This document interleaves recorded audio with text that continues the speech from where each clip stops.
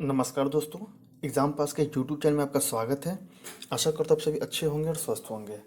तो चलिए हम आज बात करते हैं कि अंतिम 14 दिनों में या 13 दिनों में भी मान सकते हैं कि उसमें हमारी क्या रणनीति होनी चाहिए कि ताकि एग्ज़ाम में हम अच्छा स्कोर कर सकें। एग्ज़ाम में जो कट ऑफ है कम से कम 95 प्लस का वो हम लोग क्लियर कर पाएँ। एक सेफ स्कोर लेके चलेंगे ताकि और उस चीज़ पे फोकस करेंगे कि सबसे ज़्यादा क्वेश्चन कहाँ से आते हैं और हमें अंतिम जो 2 हफ्ते बचे हैं उसमें हमें क्या करना चाहिए और कौन से सब्जेक्ट को ज़्यादा फोकस करें, क्वेश्चंस कहाँ से आते हैं और क्या स्ट्रैटेजी होनी चाहिए। चलिए इस पे बात करते हैं। तो आपको पता है कि सबसे ज़्यादा फोकस किन सब्जेक्ट पे करना है, मैंने लिख भी दिया है ताकि आपको आसानी हो। आपको भी पता है कि इतिहास से सबसे ज़्यादा क्वेश्चन आते हैं, करंट अफेयर्स, साइंस और बिहार स्पेशल से। अगर आप इन्हीं चारों को अगर आप कवर करते हैं तो आपके कम से कम आप इन्हीं चारों में अगर टोटल टोटल सही क्वेश्चन कर लेते हैं तो आप मानो कट ऑफ से ऐसे ही क्लियर हो जाएंगे। लेकिन सारे क्वेश्चन सही नहीं हो पाते हैं क्योंकि आपको भी पता है कि क्वेश्चन एग्जामिनर इतना आसानी से आपको नहीं परोसेगा कि आप लीजिए ये चारों सब्जेक्ट में पास हो जाइए। तो आपने पिछली बार देखा था हिस्ट्री के काफ़ी क्वेश्चन टफ थे, कुछ कुछ ऐसे क्वेश्चन थे जो किसी बुक में नहीं है, ऑथेंटिक बुक में भी नहीं है, पता नहीं कहाँ से आयोग लेके आता है। साइंस का भी आपने क्वेश्चन देखा कि उन्होंने एनसीईआरटी बेस्ड क्वेश्चन दे दिया था। लेकिन बहुत सारे जो हम लोग बुक फॉलो करते हैं, जो मैंने आपको बताया भी है बहुत सारे बुक लिस्ट वाली वीडियो में, उसमें क्वेश्चन बहुत सारे आपको दिख जाएंगे। मैंने आपको किरण पब्लिकेशन का बताया था, उसमें बहुत सारे क्वेश्चन आपको दिख जाएंगे। और बाकायदा बोलोगे तो मैं क्वेश्चन और आपको पेज नंबर भी बता दूंगा कि उसमें कौन से पेज नंबर से वो क्वेश्चन आया था।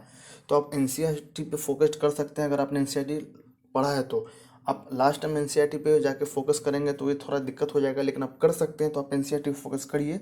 नहीं तो मैंने जो बुक बताया आपको प्लेलिस्ट में जाकर देख लीजिए, बना हुआ है उसका वीडियो कि कौन कौन सा बुक आपको पढ़ना है, क्वेश्चन कहाँ से आते हैं, आप वहाँ से जाके देख सकते हैं। बात करते हैं कि आगे हमें क्या करना चाहिए। तो क्वेश्चन कहाँ से सबसे ज़्यादा आता है, आपको भी पता है कि हिस्ट्री से क्वेश्चन आता है। तो हिस्ट्री से कितने क्वेश्चन आते हैं तो आप भी जानते हैं कि हिस्ट्री से कम 30 क्वेश्चन आते हैं। और सबसे कम वेटेज क्या होता है तो आपका एंशिएंट का कम वेटेज होता है और उसके बाद मिडिवल का होता है। एंशिएंट के कितने क्वेश्चन आते हैं तो लगभग 2, और मिडिवल का कम से कम 4 आप मान सकते हैं, बस उससे ज़्यादा नहीं आता है। और टोटल जो क्वेश्चन होते हैं मॉडर्न हिस्ट्री के सबसे ज़्यादा होते हैं, वो 24+ होते हैं, यानी लगभग 24 क्वेश्चन होते हैं। तो मॉडर्न हिस्ट्री पे आपको ज़्यादा फोकस करना है। रही बात कि कहाँ से फोकस करना है, आपने स्पेक्ट्रम तो पढ़ ही लिया होगा, तो आपको लास्ट टाइम क्या करना है, उसके जो 1857 से उससे पहले कुछ नहीं पढ़ेंगे आप। 1857 से आगे का जब तक आज़ादी नहीं हो जाता तो 1947 तक आप उसको पढ़ लेंगे। ठीक है, और एक दिन में 2 चैप्टर लेके चलेंगे कि लास्ट 14 दिन बचे हैं तो आपको वो पढ़ना है। प्लस आपका ये हो गया, मैंने आपको ये बताया। उसके बाद आपको क्या करना है, उसके बाद आपने जैसे ही आपने मॉडर्न हिस्ट्री पढ़ लिया स्पेक्ट्रम का, उसके बाद आपको क्या करना है, आपके पास प्रीवियस ईयर क्वेश्चंस इसके होंगे ही होंगे, या घटना चक्र का पूर्वावलोकन आता है, आपको वो पढ़ना है। जैसे ही आप घटना चक्र का प्रीवियस ईयर क्वेश्चन पढ़ेंगे, यूपीएससी पीसीएस छत्तीसगढ़ सबका होता है, तो आपको काफ़ी अच्छा उसमें से नॉलेज होगा। और सारे बच्चे वो पढ़ के ही जाते हैं, उससे हूबहू क्वेश्चन एग्जाम में देखने को मिलते हैं। तो आपको हिस्ट्री के लिए वो करना है, मैंने 2 चीज़ बता दिया, बस ज़्यादा आपको फोकस नहीं करना है। हिस्ट्री के लिए आप क्या करेंगे, मैंने आपको पहले ही किरण बताया था, आपको बस उसके रिवीजन करके जाना है क्योंकि आपने अंडरलाइन कर लिया हुआ, या आप लुसेंट पढ़ते हो तो आप लुसेंट पढ़ सकते हैं क्योंकि आपने उसमें ऑलरेडी अंडरलाइन किया हुआ, आपको बस वो पढ़ना है। एक चीज़ हो गया।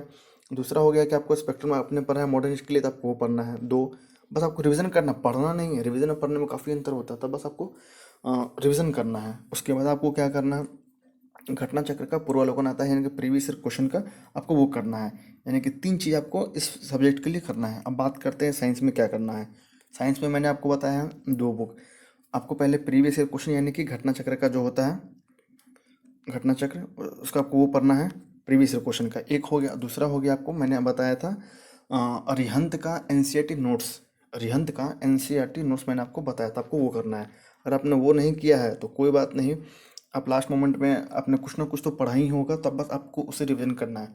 अगर आपको मैंने जो बुक बताया था कि अरिहंत का एनसीईआरटी नोट्स पढ़ लीजिएगा, या किरण पब्लिकेशन का बुक आता है आपको वो पढ़ना है जीएस का, तो आपने वो कर लिया तो काफ़ी इनफ है साइंस के लिए। अब बात करते हैं बिहार स्पेशल के लिए।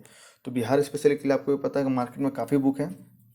इम्तियाज़ अहमद सर का बुक है, उसके बाद आपका रन्नी सर का बुक है, उसके बाद तो काफ़ी कुछ भी बुक है, क्राउन का है आपके पास। तो आपने जो भी पढ़ा है, मैं उसका नाम नहीं लूँगा, आपने जो भी पढ़ा है आप बस आपको कंटिन्यूस उसका रिवीजन करना है, कंटिन्यूस आपको रिवीजन कर लेना है। ठीक है, अब बात करते हैं कि पॉलिटी के बारे में। तो पॉलिटी के बारे में आपने जो भी जीएस बुक पढ़ा है, जो भी जीएस बुक, मैं किसी का नाम नहीं लूँगा, मैंने पहले ही बता रखा है सबके बारे में, तो आप जो भी पढ़ते होंगे आप वो बस उसका पढ़ लीजिएगा, और याद से जो अनुच्छेद है आपको उसको याद करना है।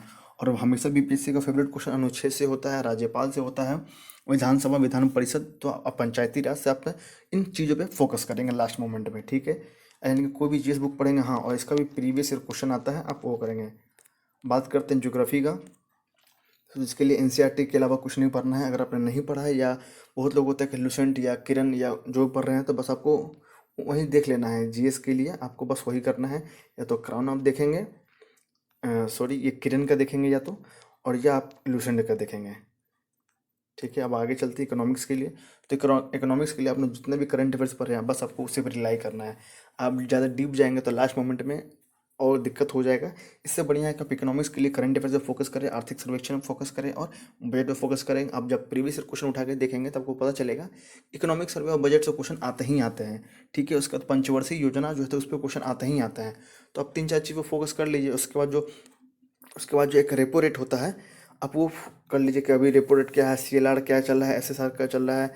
आप इन चीज़ों पर फोकस कर सकते हैं। रही बात मैथ की इसके बारे में, तो आप प्रीवियस ईयर क्वेश्चन लगाएं, हो जाएगा।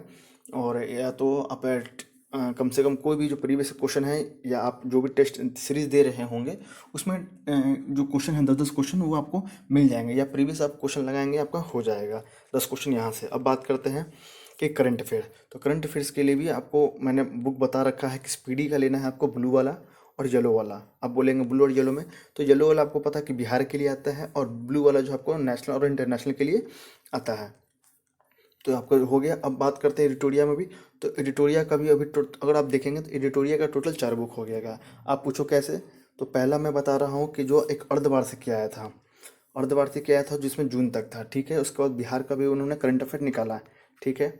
अब बात करते हैं कि और एक बुक और, सॉरी 4 नहीं 3 ही बुक है, और उन्होंने अभी रिसेंट एक और बुक निकाला है बस 1 हफ्ते पहले। तो आपको वो देखना है, यानी कि उसमें जब क्या करेंगे तो जुलाई और अगस्त का उसमें करंट अफेयर जो है कन्वर्ट करके उसमें डाला गया है। तो आपको एडिटोरिया का पढ़ना है और स्पीडी का पढ़ लेना है। यानी कि 2 बुक अगर आप देखेंगे तो यहाँ पे 2 बुक आपको ऐसे हो गए, और यहाँ पे आपके 3 बुक हो गए। इनका टोटल 5 बुक करंट अफेयर से जब आप पढ़ेंगे तो क्वेश्चन कहाँ से छूटेगा। अगर क्वेश्चन आपसे छूट रहा है तो समझो कि सब बच्चे से ही छूट रहा है, क्योंकि मोस्ट ऑफ द जो बच्चे होते हैं इन्हीं किताबों से पढ़ते हैं। उनको भी पता कि बिहार के एग्जामों में क्वेश्चन कहाँ से आते हैं और क्या पढ़ना चाहिए। और मैंने अपने चैनल पे जो है रजनीश सर का एक अच्छा एमसीक्यू का सेट मैंने कम से कम 550 प्लस का, वो 560 क्वेश्चन है, मैंने उसका एमसीक्यू डाल दिया है, और काफ़ी लोगों ने उसे देखा भी है और उसका काफ़ी अच्छा रिस्पॉन्स भी है। तो आप वहाँ से जाके इस वीडियो को याद से देख लीजिएगा। और बाकी आप एमसीक्यू तो लगा ही रहे होंगे, स्पीडी में होता है और एडिटोरिया में होता है, तो आप उस चीज़ को जाके अच्छे से देख लीजिएगा। अब बात करते हैं कि आगे क्या। तो बस आपको भी पता है कि आगे क्या मैं बताऊंगा, कि आपको आगे क्या करना है। बस आपको आगे कुछ नहीं, रिवीजन रिवीजन रिवीजन और कुछ नहीं। बस रिवीजन के अलावा आपको कुछ नहीं करना है। जो मैंने बताया बस वही आप पे फोकस करें। बस आपको बस सिर्फ रिवीजन ही करना है। अब आगे क्या, कि अब क्या करना है। तो उसके बाद जैसे ही आप रिवीजन करेंगे तो आप कुछ कुछ जो टेस्ट सीरीज मार्केट में है, जैसे कि बहुत सारे यूट्यूब चैनल वाले पढ़ाते हैं, तो आप वहाँ से 1-2 क्वेश्चन को कभी देखेंगे कि क्या मुझे वो क्वेश्चन आ रहा है या नहीं आ रहा है। और नहीं आ रहा तो नर्वस नहीं होना, बस आपको रिवीजन में फोकस करना है। तो मार्केट में 1-2 है, तो अभी अरिहंत का मार्केट में एक प्रैक्टिस सेट आया है, तो आप उसको ले सकते हैं अगर आपको चाहते हैं तो। अगर आप नहीं चाहते तो कोई ज़रूरत नहीं है, आप मत लीजिएगा, बस आप रिवीजन पे फोकस करते रहिएगा। क्योंकि एग्ज़ाम में आप बस आपके पास 14 दिन या 13 दिन ही बच गए हैं। और आशा करता हूँ आप सब लोगों ने अपना जो एडमिट कार्ड है उसको निकाल लिया होगा। हाँ, रही बात सेंटर की, तो आपको पता चल ही गया है कि किस ज़िले में आपको सेंटर जाना है और कहाँ जाना है। आप ये तो पता चल ही पाया होगा कि आप पटना में होंगे, कि भोजपुर में आपको मिला है, कि बक्सर में मिला है, कि पूर्णिया में मिला है, कि आपको ये चीज़ तो आपको पता चल ही होगा। रही बात कि आपको सेंटर कोड भी मिल गया है, आपको ये कब पता चलेगा, तो मैंने आपको पहले ही बता रखा है कि आपको 26 तारीख को वो पता चल पाएगा कि आपको सेंटर जो है जैसे पटना में है तो पटना में कहाँ पे, गया में है तो गया में कहाँ पे। इतना तो पता चल गया कि गया पे है। जो लोग बच्चे दूर रह रहे हैं तो उनके लिए तो काफ़ी आसान हो गया ना, कि उन्होंने 15 दिन पहले आपको ये बता दिया कि आपका सेंटर कहाँ पे है बिहार में, और तीसरे जिलों में आपका कहाँ सेंटर गया है। अब जहाँ कहीं भी आप वहाँ के लिए टिकट ले लीजिए। जो होम टाउन में रह रहे हैं तो उनको कोई दिक्कत नहीं है, उनको 100 या 200 किलोमीटर का दूर में मिला होगा तो उस दिन का टिकट भी ले सकते हैं, या बाई रूट भी जा सकते हैं। तो ये आयोग ने इस बार अच्छा किया है। अब बात करते हैं कि आयोग का क्वेश्चन पैटर्न इस बार कैसा रहेगा। तो आपको भी पता है कि उन्होंने एकदम डायरेक्ट कहा कि आप एनसीईआरटी पढ़ के जाइए, कोई दिक्कत नहीं होगा। जो बच्चे एनसीईआरटी नहीं पढ़ रहे हैं उनको थोड़ी दिक्कत हो सकती है, ऐसा बात नहीं, क्वेश्चन उनसे नहीं बनेगा।